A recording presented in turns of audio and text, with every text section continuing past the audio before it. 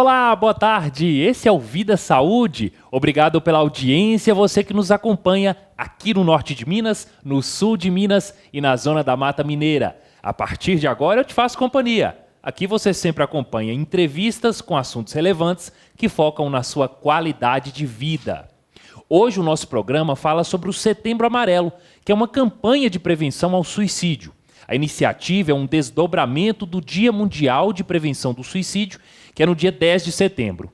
O objetivo da campanha é promover e ampliar a discussão e ações sobre o tema. Para falar sobre a depressão e os assuntos relacionados a este assunto, eu converso agora com a psicóloga Joseni Fagundes. Obrigado pela sua participação aqui no nosso programa. Seja bem-vinda, né?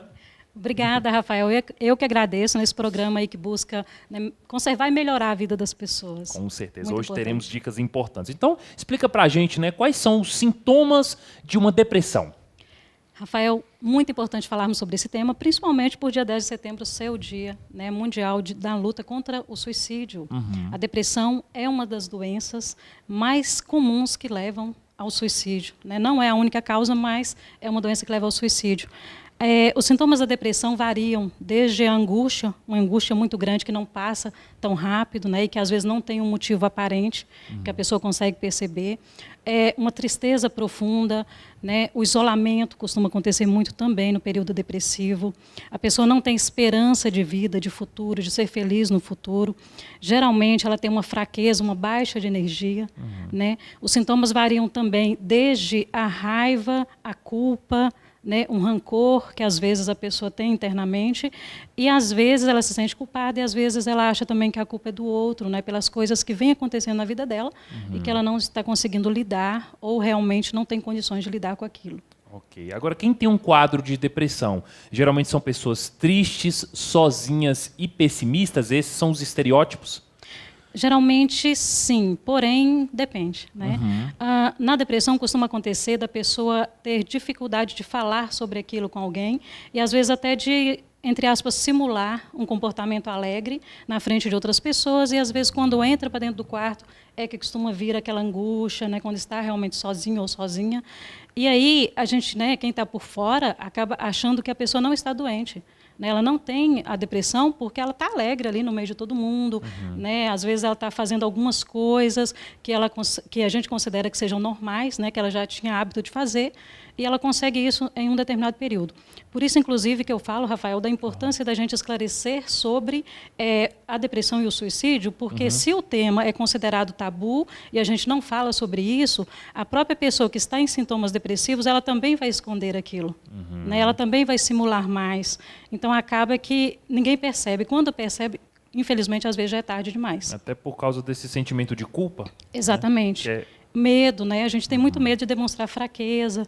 Não faz parte aí do cenário, né, da nossa cultura demonstrar fraqueza, chorar, principalmente para os homens. Né? O índice de suicídio em homens é muito maior e de depressão também, só que depressão oculta. Porque é aquela história, homem não chora, né? Homem não pode demonstrar fraqueza, homem tem que ser forte, tem que ser viril.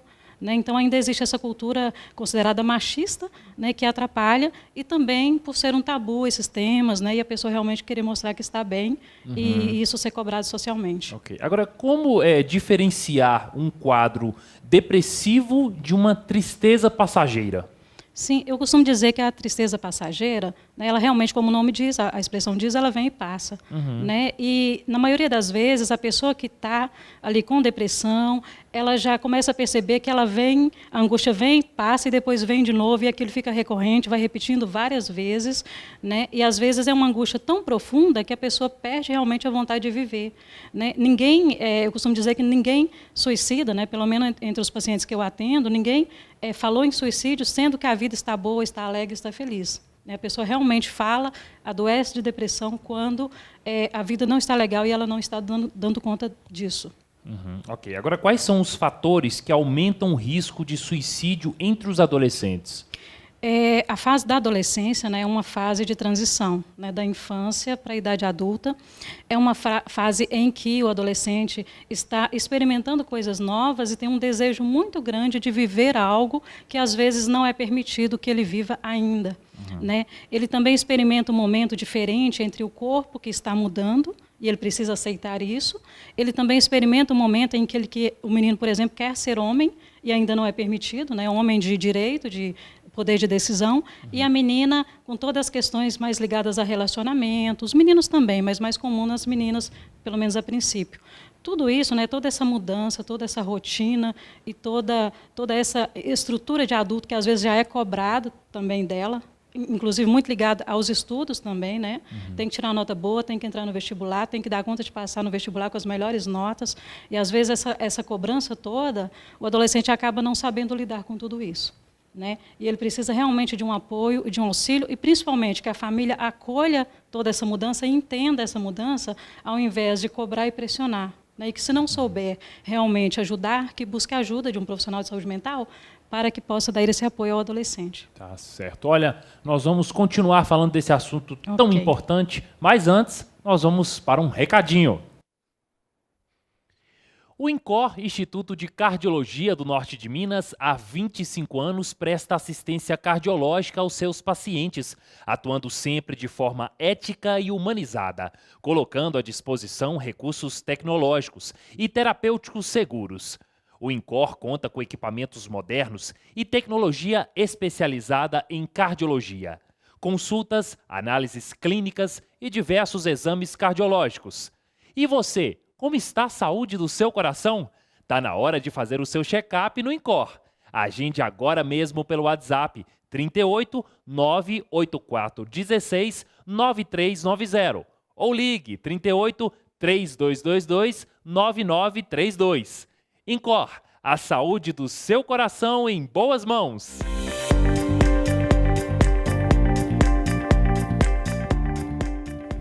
Daqui a pouco a gente continua falando sobre esse tema tão importante, a depressão e o Setembro Amarelo. É já já, não saia daí.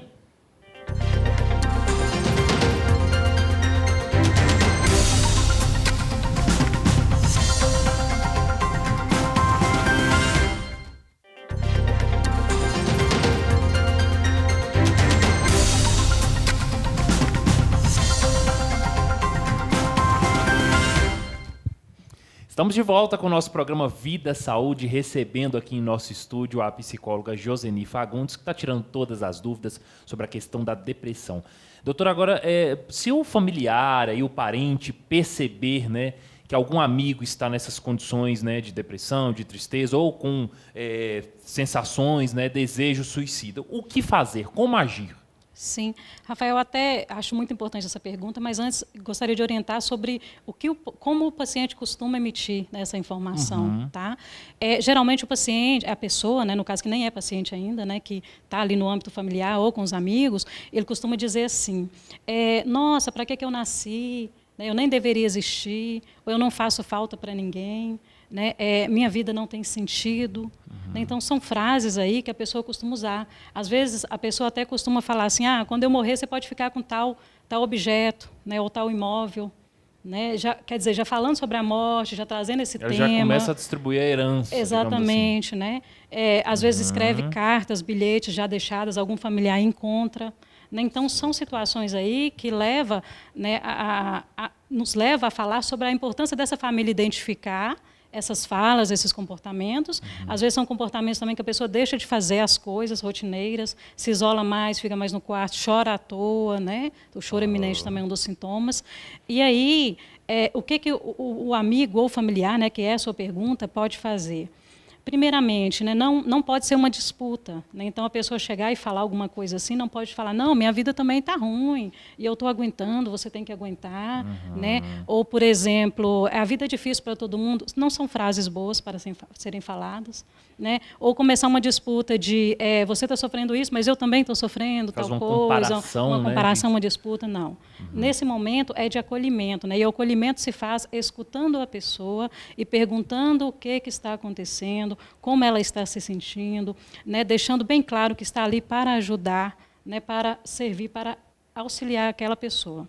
O que costuma acontecer muito também é o familiar entender, Né? Primeiro que é como se a coisa ruim só acontecesse na casa do vizinho. Né? Então, assim, o filho de fulano, um primo distante, um amigo, um conhecido suicidou, meu filho nunca vai suicidar. Né? Nós nunca vamos ter depressão. Quem dera, né? Infelizmente não é assim. Né? Todo ser humano pode sim passar por essa questão.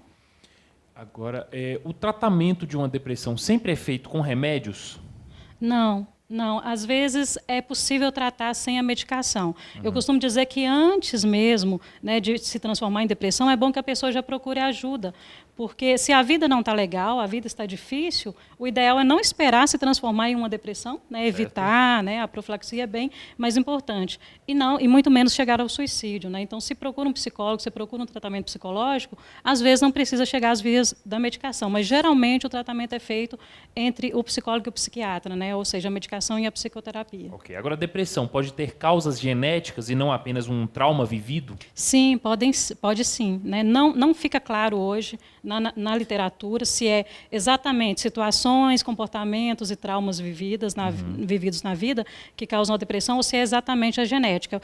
Ao que os estudos, né, as pesquisas indicam, existem índices, né, de probabilidade, mas não há uma certeza. Né? O fato é que, independente de como essa depressão aconteça, de forma genética ou não, o imprescindível é buscar ajuda. As causas genéticas são muito comuns, né? E eu costumo dizer que, às vezes, tem uma parte genética, mas, às vezes, tem a parte de convivência. Então, a pessoa que convive com um pai depressivo, uma mãe depressiva, já conviveu com um irmão depressivo, teve um suicídio na família, a chance de ter também é muito maior. Certo. Agora, fala para a gente a importância de uma visita frequente ao psicólogo.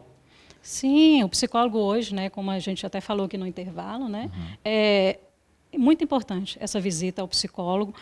Eu falo que a gente costuma cuidar de tudo, né? Do braço quebrado, da perna quebrada, tudo que é visível. Né? A gente cuida do trabalho, a gente cuida das realizações, mas a gente acaba achando que a emoção é assim, ela vem e passa, né? Vai passar, vai ficar tudo bem, a gente dá conta de tudo, infelizmente não é.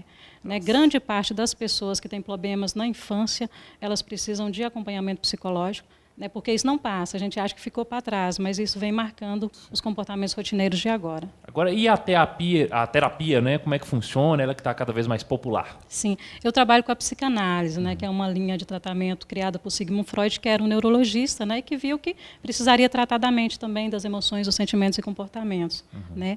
E a psicanálise ela visa dar um novo significado para os acontecimentos traumáticos difíceis da vida, bem como, né, a pessoa se autoconhecer, saber como lidar consigo e com os outros, né, que isso já é de grande valia, de grande ajuda, né, para a vida de qualquer ser humano. Né? Ela trata os traumas também, né, trabalha infância, presente, né, quer dizer, o passado, o presente e o futuro. Ótimo. Nosso programa já está acabando, né? Então, dicas rápidas aí para a gente ficar livre da tristeza e da depressão. Show depressão. Tá, ok, Rafael. Então, Rafael, só uma pontuaçãozinha que eu queria fazer, né, que a psicoterapia, as pessoas têm medo de ir, ser muito caro e, às vezes, ter que fazer semanalmente, mas não, é preciso conversar com o psicólogo, né, para saber como dar continuidade a esse tratamento e certamente estaremos abertos a isso. Né. Sobre o que você falou, né, as dicas, a gente não pode deixar de viver as alegrias da vida, independente da situação que a gente esteja vivendo. Né? Eu falo que a gente tem sempre que ser versátil, conseguir se manejar aí na vida de forma que a gente não endureça diante da vida.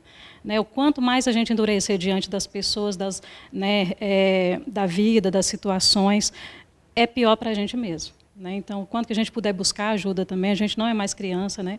Mesmo se for criança, é preciso que alguém ajude a buscar ajuda. Então, é isso. Tá? As dicas realmente é para prestar atenção no que a gente sente e buscar ajuda. Vamos ser felizes, porque tem muita coisa boa para viver pela frente. Tem, né, sim, né? A gente não pode apegar só o ruim, não. Ótimo. Muito obrigado pela sua participação disposição aqui no nosso programa, que volte mais vezes. Né? Claro, um abraço. Estou sempre à disposição.